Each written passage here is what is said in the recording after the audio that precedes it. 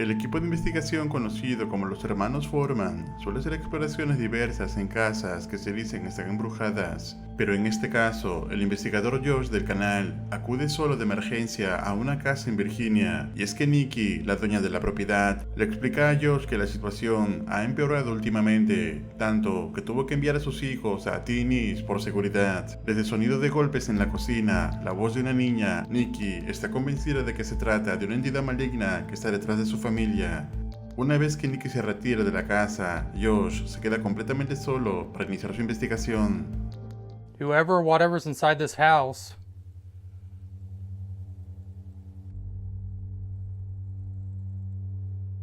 I came here tonight to communicate with you, find out why you're showing yourself to this family.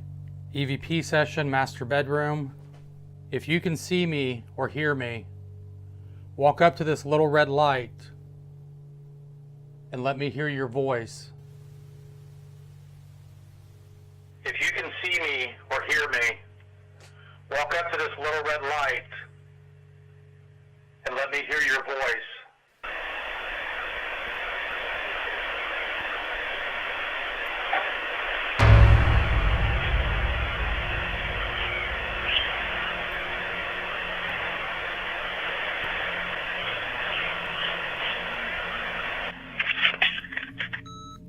Definitely a male voice. If you can see me or hear me, walk up to this little red light and let me hear your voice.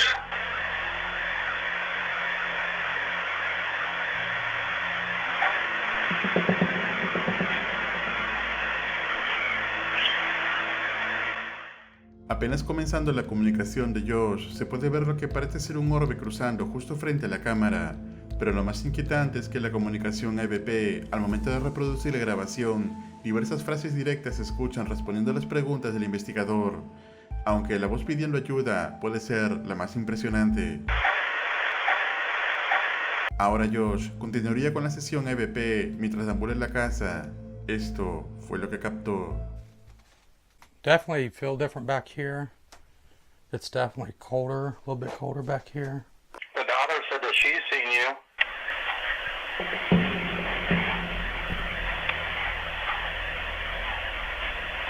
The reports of activity are things moving, knocking, being touched, scratched, seeing red eyes.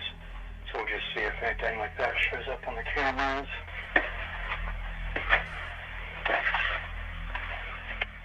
This is the daughter's bedroom. If you're in here, can you let me know? La comunicación se hacía cada vez más reveladora, a la vez de escalofriante. Algo estaba interactuando con Josh, lo que identifica como una voz profunda y masculina. El investigador se siente un momento para analizar lo sucedido. Cabe mencionar que Josh había dejado entre sus equipos una campana por si alguna entidad lo tocara como signo de manifestación. Lo que estaría a punto de captar sería perturbador. It's still not pitch dark out yet, so we'll give it a little bit. She said when the sun starts to go down is when things start to happen, so we'll see. Who is that? If that's the little girl, can you hit that bell twice? I need to find the easiest way for you to communicate with me. Are you the one with the red eyes that the family sees? Do you affect people that come inside this house?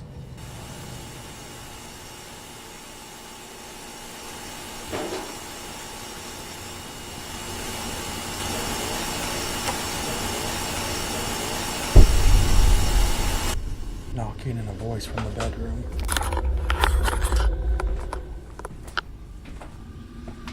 Are you back here?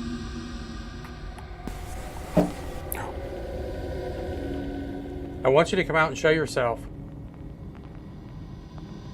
Can you only show yourself to women and children? I'm in here all by myself. I have nobody to help me. Ahora, iniciaré una sesión con la caja de espíritus en la sala de la casa. Las preguntas no harían más que incrementar a cada momento. Un detalle a recalcar es que durante la entrevista de Josh a la dueña de la casa, manifiesta haber sentido algo de dolor en el pecho. De igual modo, Nikki le contaría luego que este era un síntoma que solía sentir toda la familia. I'm gonna cleanse this house tonight. I'm gonna bless this house. Does that upset you?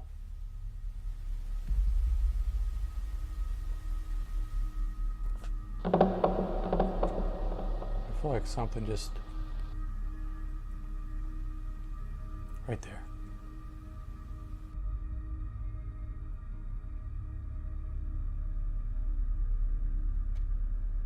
Like a cold, the house, like a cold breath. Wasn't like a big burst of wind, just like a cold breath, like the size of somebody's breath. Why don't you tell me who you are? Alive. I need to know why you're here. I want to know if you have a message. I'm going to bless this house.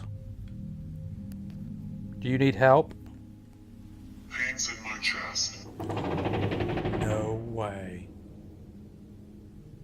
Is that how you died? Did you die from a heart attack? The family's having pains in their chest. I was having pains in my chest during the interview.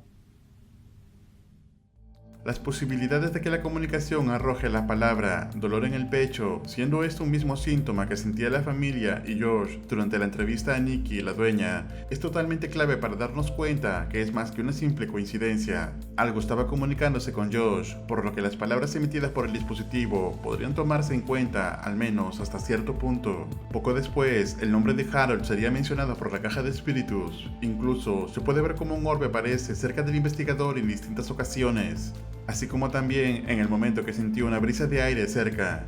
Sin embargo, parece que la manifestación volvería a ser más intensa. Harold, can you leave that bedroom? Come out here. See us. You see us. I want to see you. So we got the name Harold, and we got the heart of pains in my chest. Yes, I'm here. I need to know, are you trying to hurt Nikki? What the freak?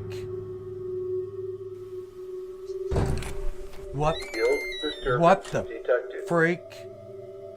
Oh my. Harold, was that you? Luego de escuchar el fuerte golpe, Josh se comunica con la dueña preguntando si el nombre de Harold significa algo para ella. Esto fue lo que contestó.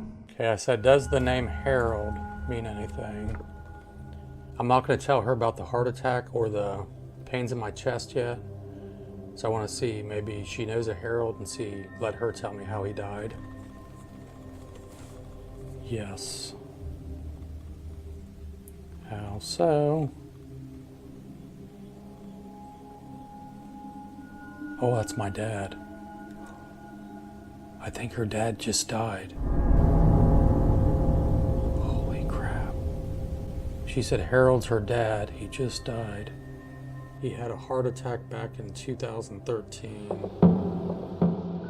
La investigación da un giro de 180 grados. Josh ahora sabe que se está comunicando con el posible espíritu del padre de Nikki, llamado Harold, quien falleció de un infarto. Entonces, luego de salir por un momento y regresar a la casa, Josh se prepararía para una última sesión con el Spirit Box, quizá la más aterradora y escalofriante captada en cámara. Muy atentos. Whatever is inside this house is trying to trick me too.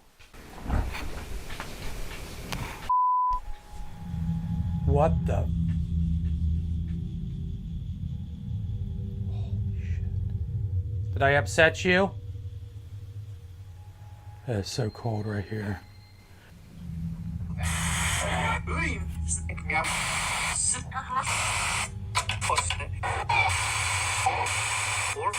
I swear I just seen a light go right by here. That's the backyard.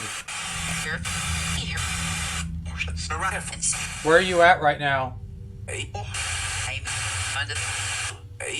Under the table? Can you show yourself? Something followed you home. Oh, she thought something followed her home. Are you from the haunted location she worked at?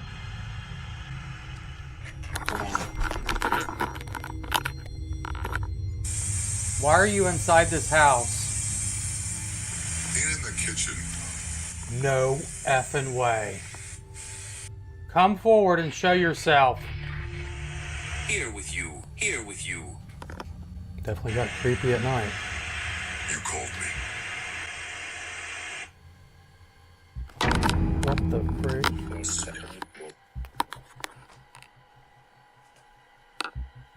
Did you just touch me? Follow me. Where do you want me to go?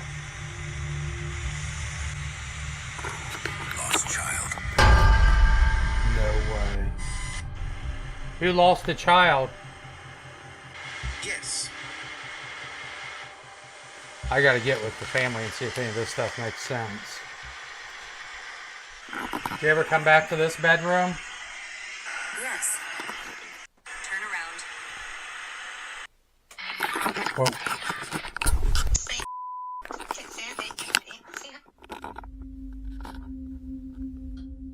Back away from me right now. I hope to God my camera picked that up. Super loud thumping.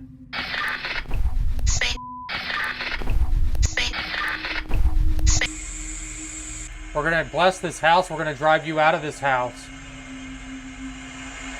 No. Yes. In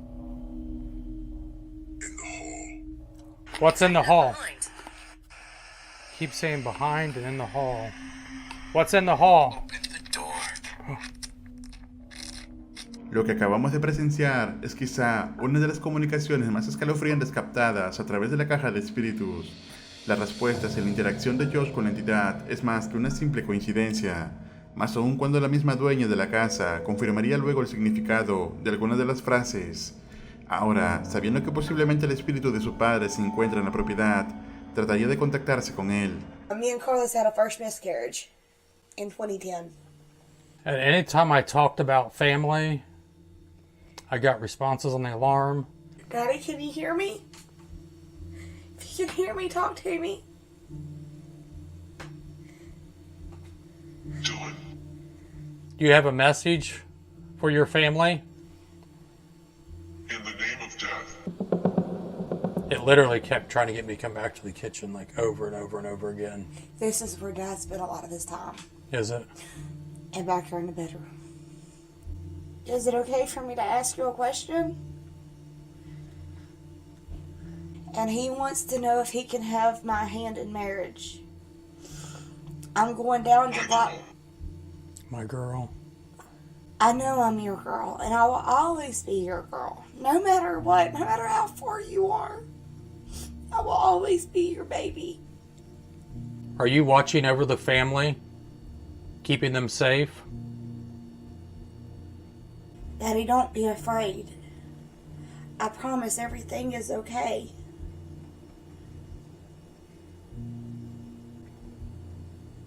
You look the same.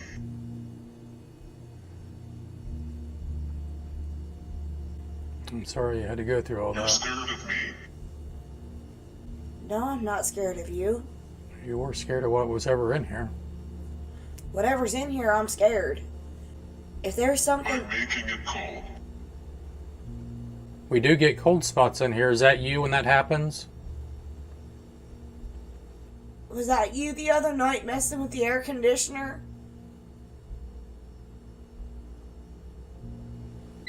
Little boy.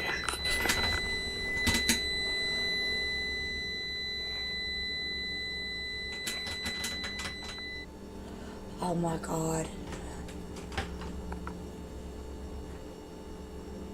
What? That's my son that passed away. Death is not the end. That's my son Corey that passed away. That's who he's talking about. Las respuestas no hacen más que revelarle a Nikki cosas que solo ellos sabían.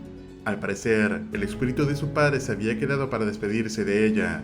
Finalmente, luego de una reveladora sesión, Josh comienza con la oración y limpieza de la casa. Minutos después de terminar, Nikki le agradece a Josh por haber acudido aún solo a ayudarla. Desde entonces, se dice que no ha vuelto a ver más actividad en esta casa. Entonces, ¿crees también que todo lo captado sea evidencia de que el alma del padre de Nikki estuvo cuidándola? ¿Qué hubieras hecho en el lugar de ella? No olvides dejar tu comentario y compartir este caso. Nos vemos en el próximo video.